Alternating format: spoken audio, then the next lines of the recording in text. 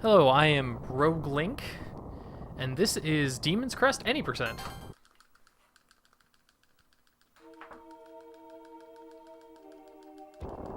So this game is fairly different from the other games in the Gargoyle's Quest series. It is the third and unfortunately final game in the series. It came out on the Super Nintendo. The main difference, the first immediate difference in this game compared to the other Gargoyle's Quest games, is there's no upgradable hover and there's no upgradable jump. So Firebrand always has infinite wing strength and always jumps at the same height. They change it slightly, so Firebrand still gets the upgraded attacks, but also gets these additional forms from items called crests, which allow him to move differently throughout the world. We'll be getting one extra crest in any percent.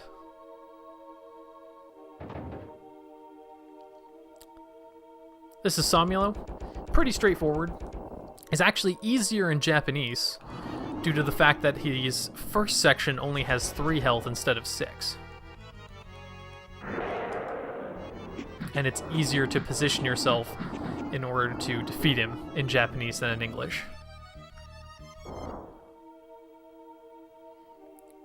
Picking up our health upgrade from killing the boss and moving on.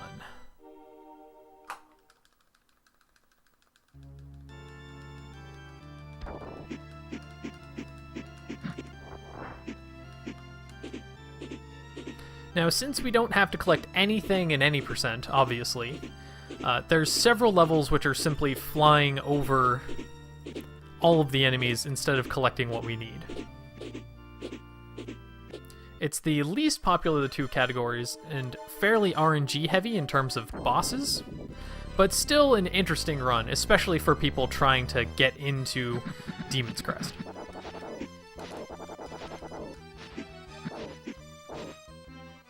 Okay, this boss is partially manipulatable. We got a fairly good pattern here, not the full manipulation, but as long as he doesn't shoot feathers here. Okay, unfortunately he shot feathers. Come on down. Okay, 2 feathers is pretty unlucky. And he should die here. Nice. So it was a sub 1 minute segment kill, but that wasn't the best. Unfortunately, we didn't get the best manipulation, which opened him up to the chance to shoot feathers, and he shot a couple feathers. So not the best, but certainly not terrible. Since any percent is such a short category, it doesn't take much to call for a reset. Another difference between Demon's Crest and the other Gargoyle's Quest games is you can't shoot and fly at the same time. In this game, you just stop midair and fire your attack. Which means in this game, there's a lot of jump shooting and there's a lot of fall shooting in order to maintain your momentum.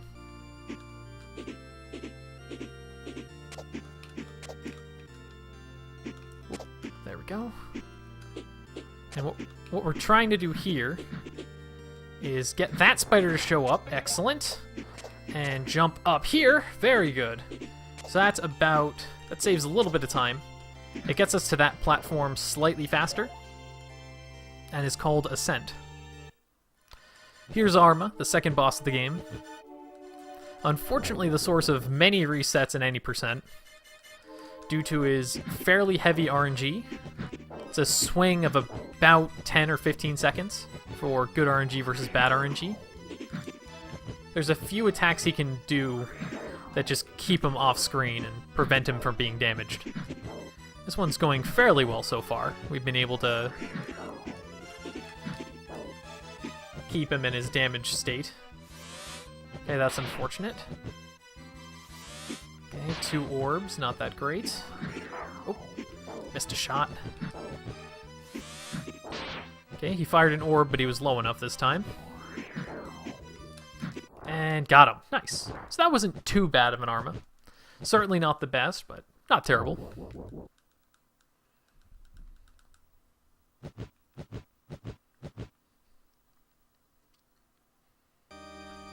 Woo.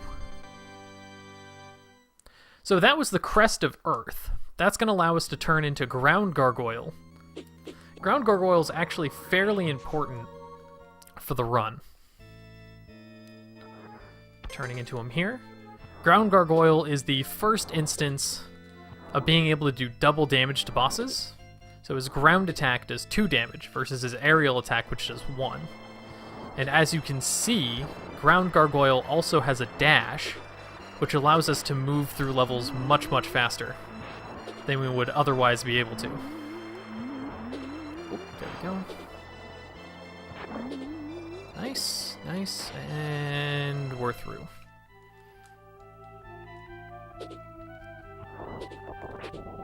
And that's the double damage shot right there. Picking up another health because it's on the way. And there we go. Now next up is Belth. Belth isn't too bad. You can get kind of unlucky if he jumps at you and you don't read it correctly. Sometimes you need to get to the other side, but for the most part, you can just time your shots and he should be able to die. He should die.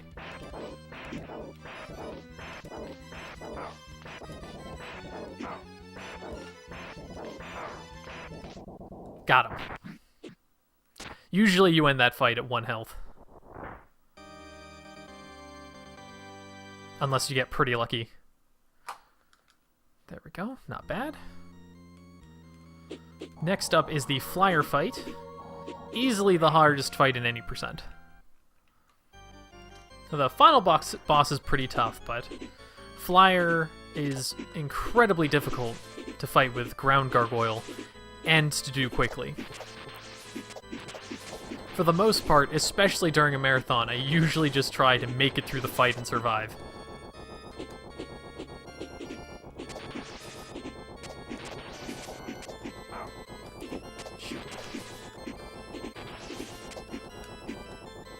There we go. You can just barely slide between these and the spikes without taking damage.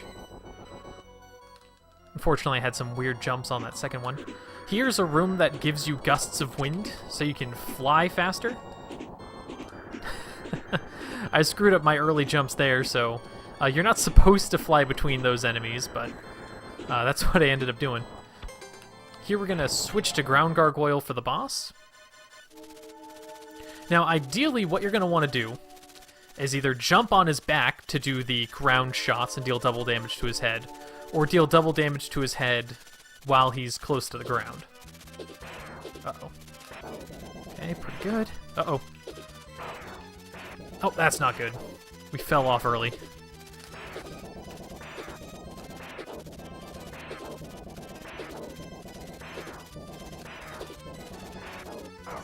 Uh-oh. Well, that was a pretty good set, though. Uh-oh. Oh, this is not good.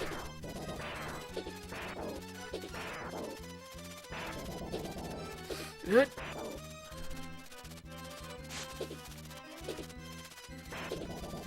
Should be dead here. Die! Please die! Okay. Oh, that wasn't very good. It was certainly a risky finish, but yeah, that fight is very tough.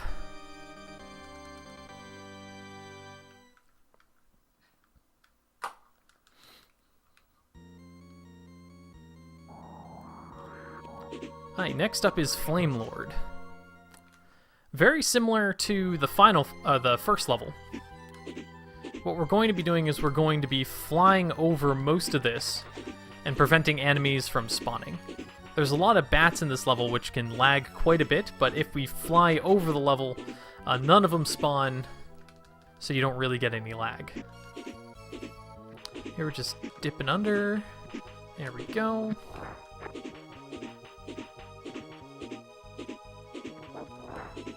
Nice. And nice.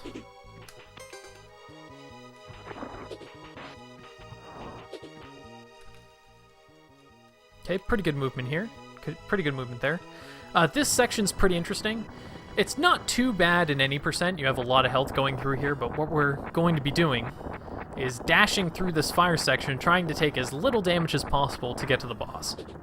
Fortunately, there's a health restore right before the boss, so as long as we don't die, it's fairly easy to get to the end. Sorry, as long as we don't die, it's not a problem in the end.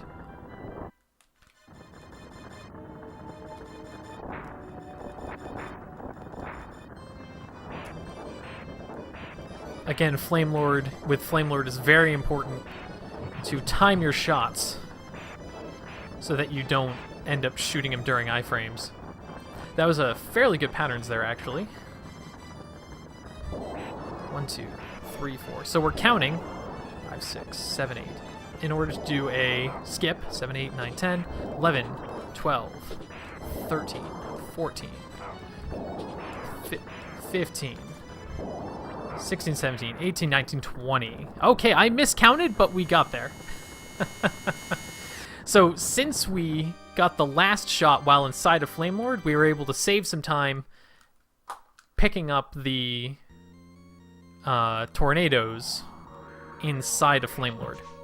And now it's just on to the final boss.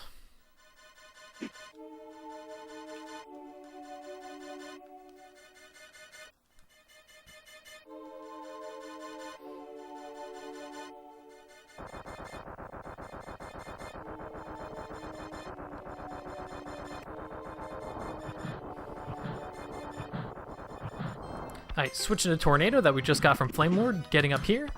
The best thing to damage him with is your basic attack. And you really want to be careful not to get hit too much, and you want to try to damage him as much as possible. Oh boy, this is bad.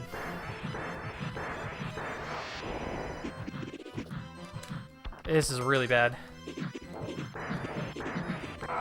Yep. Unfortunately, we took a death there. But this fight's fairly rough, to be perfectly honest. You can get kind of unlucky right at the end. We had a good start. Like, when he swoops down, that's a pretty good start. But when he was spamming those ground shots, we couldn't really recover. There we go.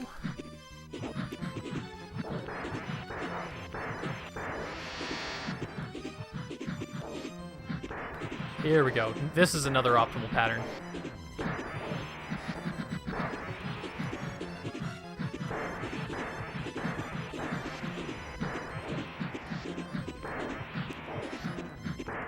Much better. So not... Oh, whoops. So not perfect. Had that death at the end, but pretty decent all around.